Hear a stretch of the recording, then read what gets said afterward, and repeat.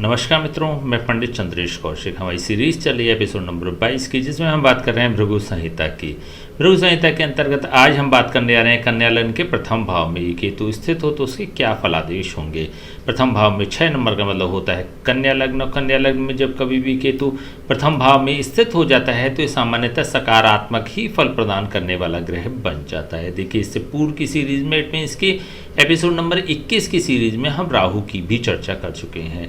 राहु के सिद्धांतों के बारे में और केतु के सिद्धांतों के बारे में भी हमने विस्तार से चर्चा करी थी। एक एक सिद्धांत के बारे में आपको विस्तार से समझाया भी था। तो इस वाली सीरीज में हम केतु के सिद्धांतों की बात नहीं करेंगे, क्योंकि राहु और केतु के दोनों के ही सिद्धांत एक ही होते हैं। यहाँ पर केवल और केवल हम फलादेशों पर ही चर्चा करेंगे। जैसा कि हमने बताया कि प्रथम भाव में जब कभी भी केतु स्थित हो जाता है तो ये सामान्यतः शुभ फल ही प्रदान करने वाला बन जाता है।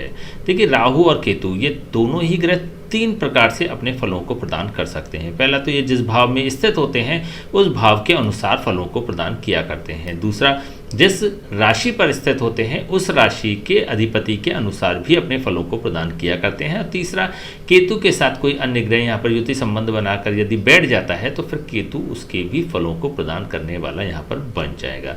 चलिए एक एक करके बात कर लेते हैं।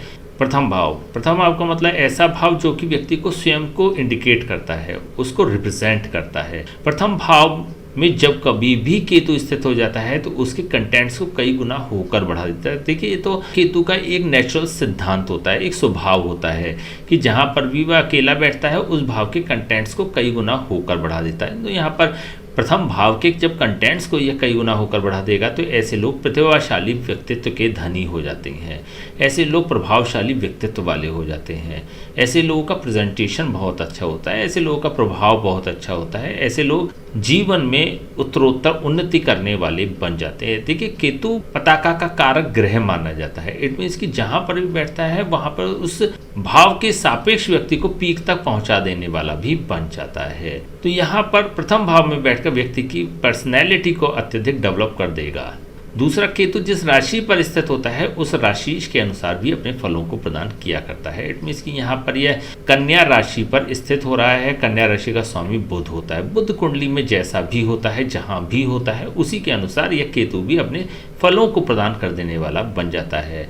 यदि बुध शुभ स्थानों में स्थित हो जाता है तो केतु भी शुभ ही फल प्रदान करने वाला बन जाएगा। और यदि यही बुध नकारात्मक भावों में स्थित हो जाता है तो केतु भी अपने नकारात्मक फलों को प्रदान करने वाला यहाँ पर बन जाएगा। मान लीजिए बुध प्रथम भाव में स्थित हो जाता है, तो बुध जब प्रथम भाव में स्थित हो जाएगा तो यहाँ पर अपनी उच्च की राशि पर पहुंच जाता है। इट मीन्स कि बुध के प्रभाव अत्यधिक बढ़ जाएंगे। ऐसे लोगों की पर्सनैलिटी भी अत्यधिक बढ़ जाती है। ऐसे लोग प्रतिभाशाली व्यक्तित्व के धनी हो जाते हैं। यहाँ पर ऐसे लोग मान सम्मान और प्रतिष्ठा को प्राप्त करने वाले होते हैं। अपनी बुद्धि, ज्ञान और विवेक के बल पर उच्च सफलता को प्राप्त करने वाले भी हो जाते हैं। ऐसे लोग अत्यधिक विवेकशील होते हैं, अत्यधिक बुद्धिमान होते हैं, और जो भी ये वर्किंग करते हैं उसमें बुद्धि और विवेक का बहुत ज़्यादा रोल होता है। यहाँ पर बुद्ध से संबंधित फील्ड्स को भी ऐसे लोग चुन सकते हैं। गणना से संबंधित कार्यों को चुन सकते हैं। इट मीन्स कि अकाउंट्स से संबंधित कार्यों को चुन सकते हैं और आगे बढ़कर सीए भी हो सकते हैं। तो इस प्रकार की संभावनाओं को ये प्रदर्शित कर देने वाला बन जाएगा। यहाँ पर जब कभी भी बुध प्रथम भाव में स्थित हो जाता है तो केतु की भोग दशा के दौरान व्यक्ति उच्च सफलता को प्राप्त करने वाला भी बन जाता है। यदि द्वितीय भाव में ऐसा बुध स्थित हो जाता है तो धन के सापेक्ष व्यक्ति को अत्यधिक धनी बना देने वाला भी बन जाता है। द्वितीय भाव भी एक मारक भाव भी होता है। ऐसे में जब बुध यहाँ पर स्थित हो जाता है तो केतु भी अपनी भोग दशा के दौरान कुछ मारक के फलों को भी व्यक्ति को प्रदान कर देने वाला यहाँ पर बन जाएगा, लेकिन धनी अवश्य ही बना देने वाला यहाँ पर हो जाता है। तृतीय भाव में बुध स्थित हो जाता है तो ऐसी स्थिति में ऐसे लोगों को अत्यधिक मेहनत, परिश्रम, पश्चात और पराक्रम करने के पश्चात उच्च सफलता को प्रदान कर देने वाला बन जाएगा। इट मीन्स कि ऐसे लोग उच्च उपलब्धि को तो अवश्य प्राप्त कर लेते हैं, लेकिन उसके पीछे ऐसे लोगों को अत्यधिक मेहनत करनी ही पड़ती है। अत्यधिक मेहनत करने के पश्चात ऐसे लोग सफल हो जाते हैं। यदि चतुर्थ भाव में ऐसा बुध स्थित हो जाता है तो सांसारिक भोगों को उपलब्ध करा देने वाला केतु अपनी भोग दशा के दौरान हो जाएगा। वाहन, भूमि और भवन के सुख को प्रदान कर देने वाला ऐसा केतु अपनी भोग दशा में हो जाता है। यदि पंचम भाव में ऐसा बुध स्थित हो जाता है तो ऐसे लोग अत्यधिक बुद्धिमान, विवेकशील और ज्ञानी के रूप में समाज में जाने जाते हैं। ऐसे लोग अपने बुद्धि, ज्ञान और विवेक का प्रयोग करते हुए समाज से मान सम्मान और प्रतिष्ठा को प्राप्त करने वाले भी हो जाते हैं, महत्वाकांक्षाओं को पूर्ण करने वाले भी हो जाते हैं और उच्च पद को प्राप्त करने वाले भी बन जाएंगे। यदि षष्ठम भाव में ऐसा बुध स्थित हो जाता है तो यहाँ पर अत्यधिक नकारात्मक फलों को प्रदान कर देने वाला केतु बन जाता है। रोग, ऋण और शत्रुओं से व्यक्ति की हानि करा देने वाला भी बन जाएगा। यहाँ पर केतु की भोग दशा के दौरान बुध से संबंधित रोग होने की संभावनाएं बढ़ जाती हैं। इट मीन्स कि स्किन डिजीज होने की संभावनाएं बन जाती है।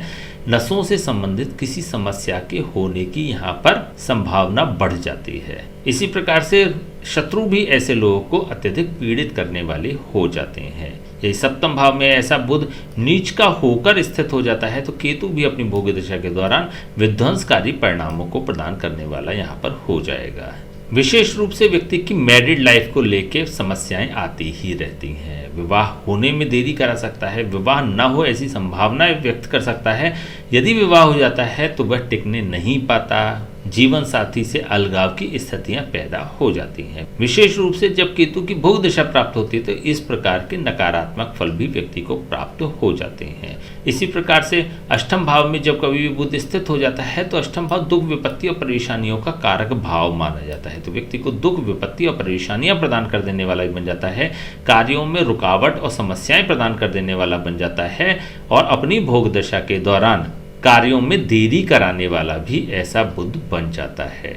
केतु की भोग दशा के दौरान व्यक्ति को उपलब्धियां तो अवश्य ही प्राप्त होंगी, लेकिन ऐसे लोगों को साथ ही दुख, विपत्ति और परेशानियां भी प्राप्त होती रहती हैं। देखिए, केतु अपनी भोग दशा के दौरान सकारात्मक ही फल प्रदान करेगा, लेकिन 6, 8 और 12 में जब कभी भी बुध स्थित हो जाएगा तो परेशानियों को साथ प्रदान करता है। इसी प्रकार से तृतीय भाव में स्थित हो जाता है तो मेहनत करने के पश्चात प्रदान करता है। इसी प्रकार से नवम भाव में जब कभी बुध स्थित हो जाएगा तो ऐसी स्थिति में भाग्य का व्यक्ति को साथ मिल जाता है।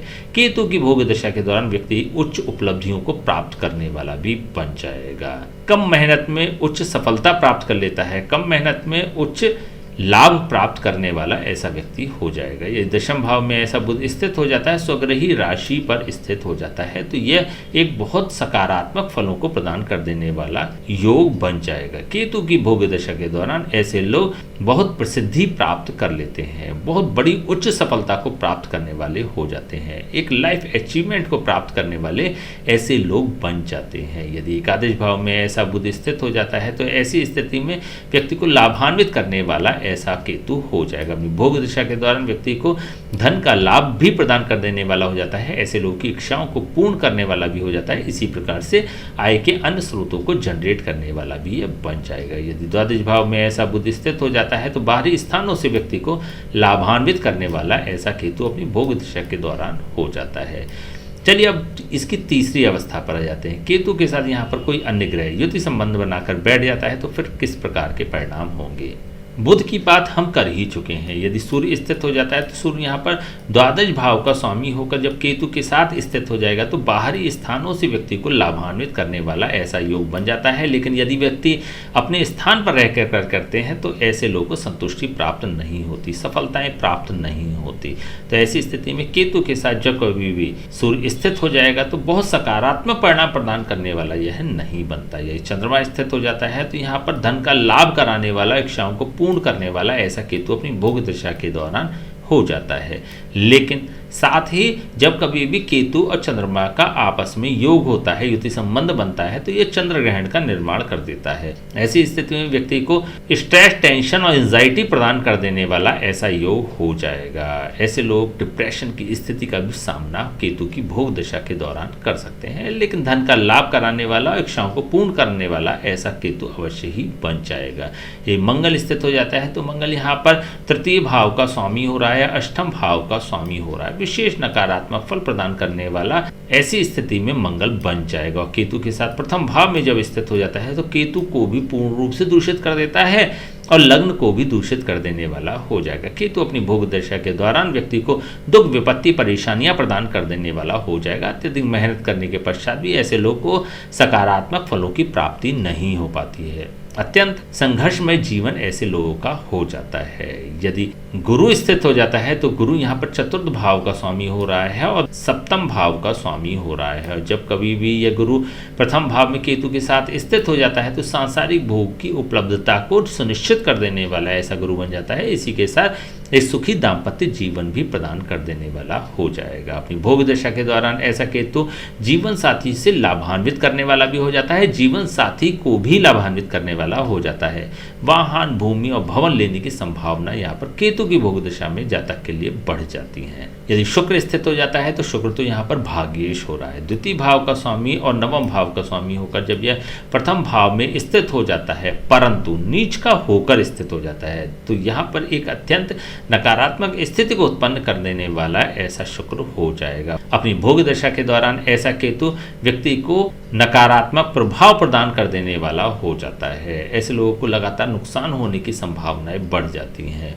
अत्यधिक मेहनत, परिश्रम, पुरुषार्थ करने के पश्चात भी ऐसे लोगों को फलों की प्राप्ति नहीं होती है। मुसीबत पर मुसीबत ऐसे लोगों के सामने आकर खड़ी हो जाती है। तो इस प्रकार से नकारात्मक फल व्यक्ति को प्राप्त हो जाते हैं। ये शनि स्थित हो जाता है तो शनि यहाँ पर पंचम भाव, षष्ठम भाव का स्वामी होकर जब यह प्रथम भाव में स्थित हो जाता है तो व्यक्ति को मान, सम्मान और प्रतिष्ठा अवश्य ही प्रदान करने वाला हो जाएगा, लेकिन साथ ही व्यक्ति को रोग, ऋण और शत्रुओं से पीड़ित कर देने वाला भी हो जाता है। ऐसे लोगों के रोग, ऋण और शत्रु ऐसे लोगों पर हावी हो जाते हैं। तो इस प्रकार की संभावनाओं को यह प्रदर्शित कर देता है, लेकिन सम्मान दिलाने वाला और पद का लाभ प्रदान कर देने वाला भी ऐसा केतु अपनी भोग दशा के दौरान ऐसी स्थिति में हो जाता है। देखिए, बुध की बात हम कर ही चुके हैं।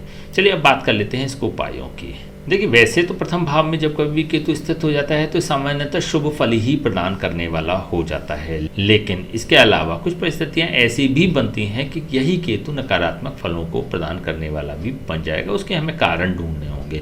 फर्स्ट ऑफ ऑल तो आपको यह देखना होगा कि केतु जिस राशि पर स्थित हो रहा है उस राशि के स्वामी की स्थिति क्या है। इट मीन्स कि इस कुंडली में बुध की स्थिति क्या है। देखिए, बुध पर हम 144 वीडियो आपको प्रदान कर चुके हैं। कन्या लग्न के विभिन्न भावों में बुध की स्थिति पर भी हम 12 वीडियो आपको तैयार करके प्रदान कर चुके हैं। तो पहले तो आप अपने वाली वीडियो को देखिएगा, उसके विश्लेषण को समझिएगा, आवश्यकता होने पर उसका उपाय भी कर लें। उसके उपाय आपको वीडियो के अंत में मिल जाएंगे। सेकंड नंबर पर आपको यह देखना है कि केतु के साथ यहाँ पर कोई अन्य ग्रह युति संबंध बनाकर तो नहीं बैठ गया है। यदि कोई अन्य ग्रह भी बैठ गया है तो फिर आपको उसका भी उपाय करना होगा। उसके भी उपाय आप हमारे चैनल की प्लेलिस्ट में जाकर देख सकते हैं। उस संबंधी वीडियो को देख सकते हैं, उसके फलादेशों को देख सकते हैं, उसके विश्लेषण को देख सकते हैं, अंत में उपायों को भी देख सकते हैं। आवश्यकता होने पर वो उपाय भी कर लें।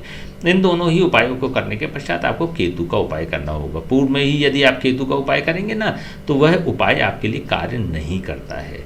तो इन दोनों उपायों को करने के पश्चात आपको केतु का उपाय करना चाहिए। केतु के लिए बुधवार से प्रारंभ करके प्रतिदिन अपने भोजन की थाली में से एक रोटी निकालकर अलग रख दें। भोजन करने के पश्चात वो कुत्ते को प्रदान कर दें। ऐसा आपको प्रतिदिन करना है। यदि आप ऐसा करते हैं तो फिर केतु आपके लिए अत्यंत सकारात्मक फलों को प्रदान कर देने वाला हो जाएगा। ठीक है, तो चलिए आज हमने बात करी कन्या लग्न के प्रथम भाव में ये केतु स्थित हो तो उसके क्या फलादेश होंगे। नेक्स्ट वीडियो हम बात करेंगे कन्या लग्न के द्वितीय भाव में ये केतु स्थित हो तो उसके क्या फलादेश होंगे। तब तक के लिए हम आज्ञा दीजिए। नमस्कार।